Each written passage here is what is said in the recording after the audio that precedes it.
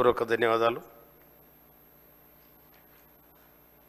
మా నియోజకవర్గం తుంగతుర్తి నియోజకవర్గం చాలా వెనుకబడేసిన నియోజకవర్గం కనుక నియోజకవర్గం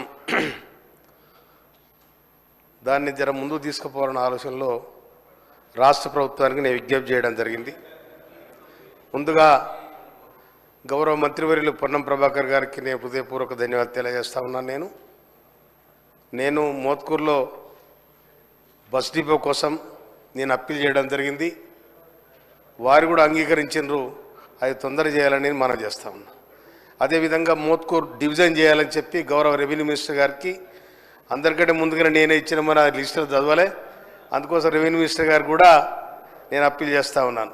తర్వాత ఇంతకుముందు మున్సిపాలిటీలు చేసిరు, ఎట్లా చేసిరు ఆగమాగం గందరగోళం. 7 కిలోమీటర్లు 8 కిలోమీటర్లు ఉన్న గ్రామాలను తీసుకొచ్చి మున్సిపాలిటీ చేసినారు. ఆ మున్సిపాలిటీలో మురికేం పెరిగింది కానీ డెవలప్మెంట్ లేదు, మను లేదు, మశానం లేదు, అవి నెత్తి లేదు, కత్తి లేదు.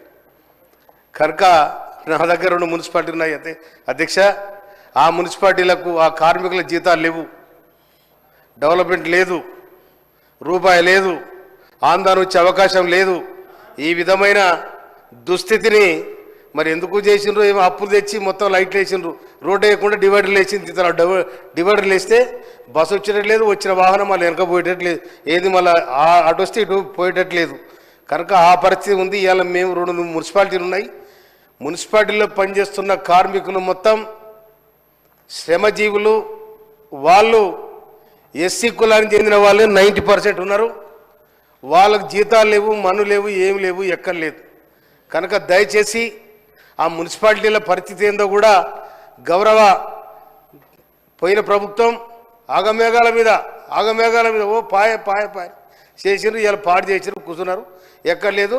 అక్కడ ఉన్న ఆ గ్రామాలలో ఉన్న ఉపాధి హామీ కూలీలకు కూడా బతుకు లేకుండా అయింది అలా ఆ మున్సిపాలిటీ కలపడం వల్ల. ఆ విధంగా దుస్థితి ఉంది. అందుకోసం దాన్ని చక్కబెట్టాలని రాష్ట్ర ప్రభుత్వానికి నేను హృదయపూర్వక ధన్యవాదాలు తెలియజేస్తా ఉన్నాను.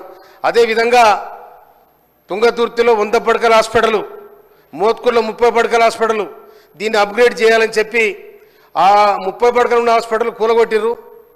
100 పడకల హాస్పిటల్ పిల్లర్లు వేసినారు. అది అక్కడ ఇబ్బందిగా ఉంది. కనుక దయచేసి దాన్ని కంప్లీట్ చేయడానికి సహకరించాలని చెప్పి, తర్వాత మోత్కూరులో ఉన్న 30 పడకల హాస్పిటల్ కూడా తొందరగా దాన్ని కంప్లీట్ చేయాలని చెప్పి రాష్ట్ర ప్రభుత్వానికి సంబంధిత మంత్రివర్యులకు నేను మనస్ఫూర్తిగా విజ్ఞప్తి చేస్తూ ఉన్నాను. తుంగతుర్తి నియోజకవర్గం ఎస్సీ రిజర్వ్ నియోజకవర్గం, దానికి ప్రత్యేకంగా నిధులు కేటాయించాల ధర్మం బాధ్యత రాష్ట్ర ప్రభుత్వానికి ఉంది.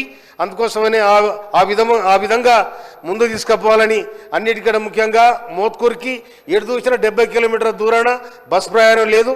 కనుక అక్కడ బస్ డిపో పొన్నం ప్రభాకర్ అన్న కూడా నేను అప్పీల్ చేసిన, దయచేసి బస్ డిపో తొందరగా మాకు శాంక్షన్ చేయాలని చెప్పి మనం చేస్తాం. అవకాశం థ్యాంక్ యూ సార్. గౌరవ సభ్యుని ఆవేదన నోట్ చేసుకోవడం జరిగింది. సందర్భం ఆయం వెంకటేశ్వర